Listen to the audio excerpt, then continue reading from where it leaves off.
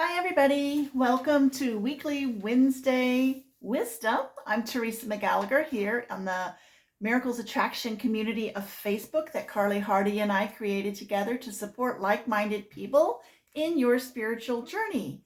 And if you're seeing this on YouTube, feel free to come over to Facebook and join our group. We would love to have you.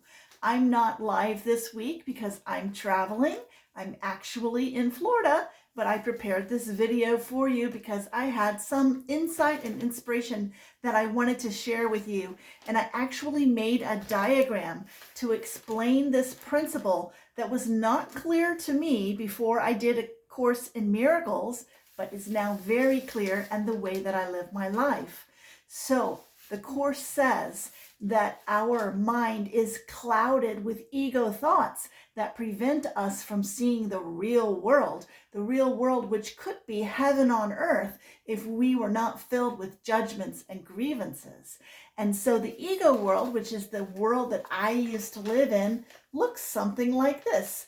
And you can see that I used to have a belief and a loyalty to the idea of sacrifice, of sin, of judgments, of defenses and attacks, and what else do we have here? Guilt. I was filled with guilt before I dedicated myself to the course, with fears and sorrows and all kinds of negative thinking, negative thought processes. And then every once in a while, something pleasant or something nice would happen, which I've represented in this diagram with these little tiny yellow dots. You can hardly see them. They're very faint, and they're just sort of interspersed in amongst all of this negativity that clouded my mind before I got free. Now, over here, we have the world of heaven on earth, which is what you end up with when you use your right mind to think, when you are connected with source and not trying to do everything by yourself.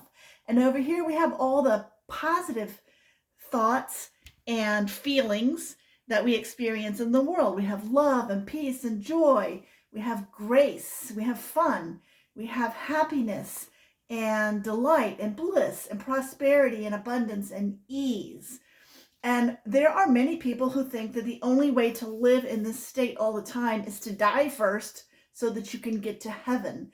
But heaven is not a place. Heaven is a state of consciousness.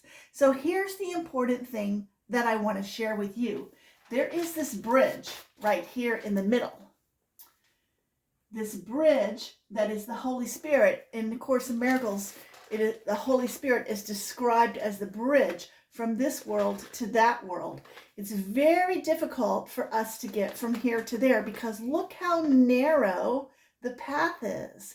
This is described in the Bible as the eye of the needle. You know, it says it's easier for a camel to pass through the eye of a needle than for people who are attached to worldly things to get into heaven. And this is also described in Hinduism as the razor's edge. They say that getting from here to here is like walking along the edge of a razor. But the way to get from here to here, and the path that worked for me, and you don't have to do A Course in Miracles, there are many other spiritual paths that one can take that may be just as effective. There's transcendental meditation, there's vipassana, there's yoga. There are many, many ways to get from here to here. A Course in Miracles is simply what worked for me in my personal experience. And that involved learning to focus on God as much as possible out of the hours of the day that I was awake. I was going to say 24/7, but no one's awake 24 hours a day, right? So during my waking hours, I would get up first thing in the morning. I would do my workbook lesson. I would try as best I could to remember the workbook lesson or repeat the workbook lesson throughout the day. And this focus right here on God allowed me to stay in this zone right here until eventually I reached a tipping point from having my mind mainly filled with this type of information to mainly filled with this. And this is where we all want to be. There's no reason to live like this. Even though this seems normal and ordinary for most people, this is not the way that we are meant to live. This is not what our Creator wants for us. This is not what is best for us.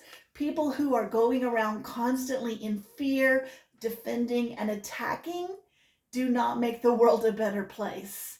When you are feeling loving and happy, you are able to be generous and kind to those around you, and that is what makes the world a better place.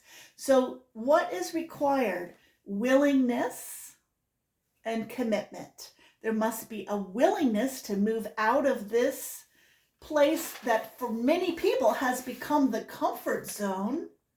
We get used to this and we think it's normal, but it's not. And then it seems like a big effort to have to focus long enough to make the shift over to here. It's actually not a big effort. It's mainly a commitment to want to live life differently and have a different experience in life. When you get sick and tired of being sick and tired over here, then you make the commitment, you have the willingness, and then the Holy Spirit does the work to sort of push you through this little tunnel so that you can get over here and you can stay over here. And then occasionally you may be triggered and you may get sucked back in, whoop, over here for a minute. But now that you know what this is like, you are not going to stay here or want to stay here very long. You may get triggered and sucked over here, whoop, and then you turn around and you head back where you came from, because this is the place to be. So that is my message for the week. I hope you can read this. I don't know if it's going to come out backwards in the video, but that's what I have to share. I thought a graphic might make it more accessible and easy to understand. Paramahansa Yogananda said to pray a little, meditate a lot, and think about God all the time. And when you get to the point that you can do that, things will shift for you very quickly and very easily. I'm Teresa McGallagher, and I love you. Have a great week.